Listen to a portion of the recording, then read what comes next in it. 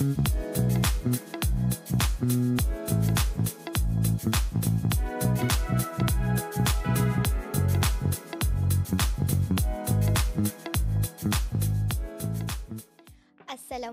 dan salam sejahtera, salam Malaysia Madani, salam Maju Johor, salam Pendidikan Johor mendahului, salam Johor Leads, salam Kota Tinggi mengungguli, sehati memperkasa bangsa, indahnya kebersamaan. Anda bersama saya, Nur Syamila atau lebih dikenali sebagai Rara, hos podcast Sekoja TV.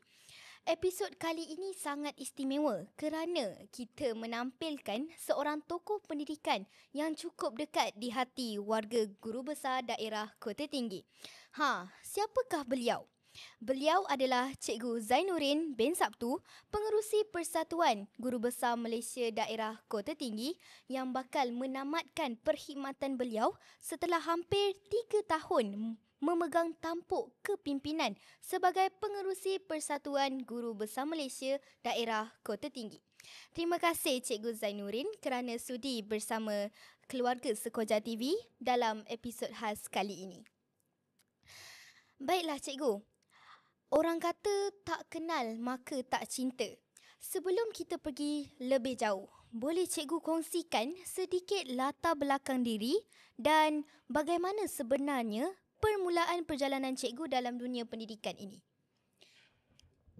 Terima kasih Rara Nur Syamila selaku moderator untuk Sekoja TV.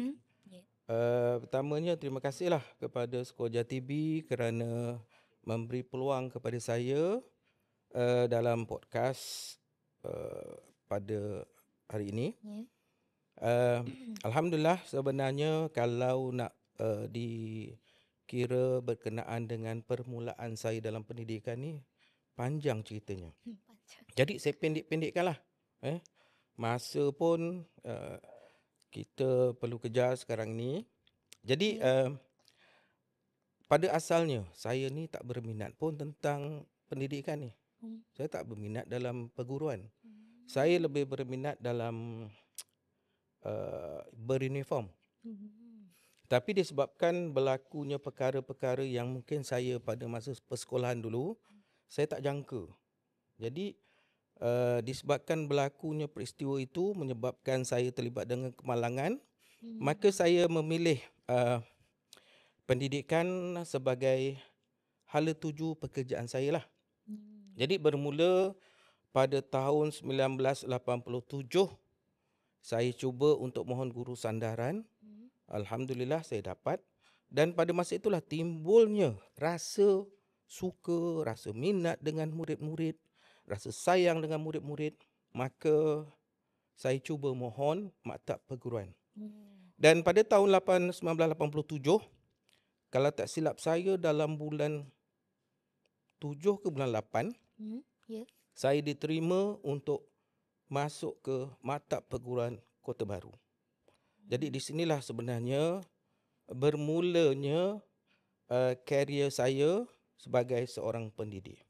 Dan saya menghabiskan masa selama 3 tahun di maktab perguruan Kota Baru untuk mendapatkan sijil ikhtisas untuk mendapatkan lesen sebenarnya bagi seorang guru untuk mengajar. Jadi di situlah bermulanya minat dan kesungguhan saya, dan akhirnya saya mula ditempatkan sebagai seorang guru secara sah lah, secara diiktiraf pada bulan 12 1989. Jadi Rara, itu sedikit tentang diri saya, tentang bagaimana saya masuk dalam bidang ini. Baiklah, sangat menginspirasikan ya Cikgu. Daripada perkongsian tadi, jelas bahawa perjalanan kerjaya Cikgu bukan sahaja dibina atas pengalaman, tetapi juga atas nilai dan minat mendalam terhadap dunia pendidikan. Permulaan yang sederhana itulah sebenarnya yang membentuk keteguhan seorang pemimpin hari ini. Dan bila kita bercakap tentang perjalanan kerjaya yang panjang itu, pastinya pengalaman sebagai pengerusi PGBM merupakan antara fasa paling penting dalam hidup cikgu. Jadi cikgu, saya ingin membawa fokus kita kepada satu aspek kepimpinan dalam hidup cikgu pula.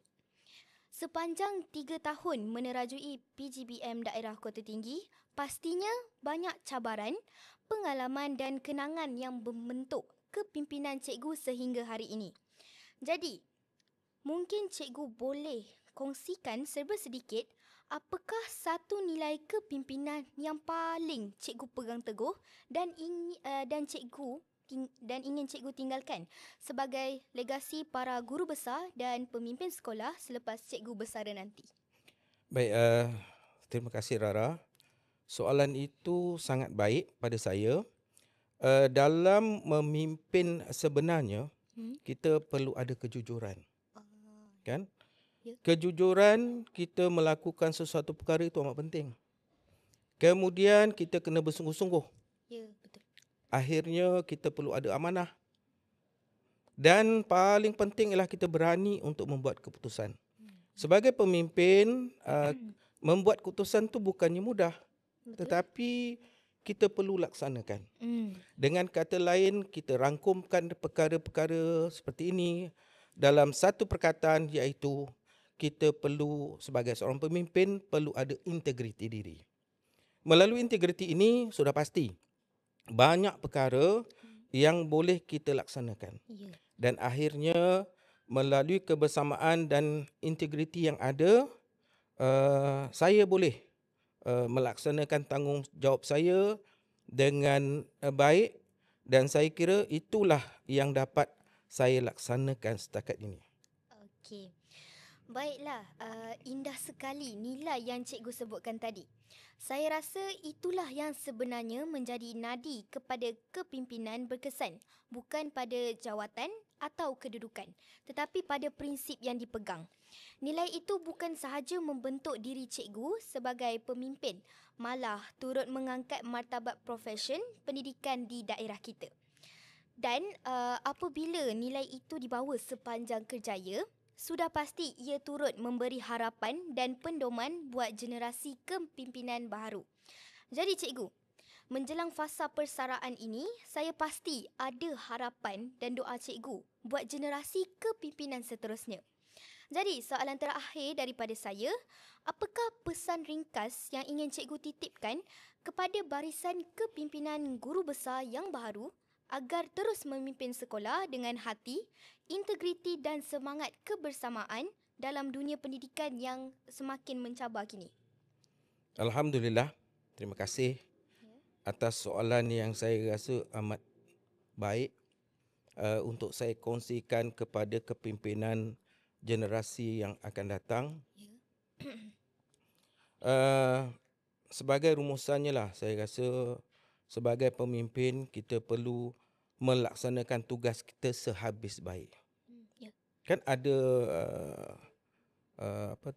slogan pengakap, buat habis baik. Saya rasa buat habis baik ini adalah satu slogan yang sangat baik. Yang patutnya bukan sahaja dalam penyertaan unit beruniform seperti pengakap, tetapi semua bidang. Apabila kita memfokuskan kepada perkara-perkara yang baik, kita buat sesuatu dengan kesungguhan, kita laksanakan sesuatu tanpa perlu kita fikirkan apa yang kita dapat.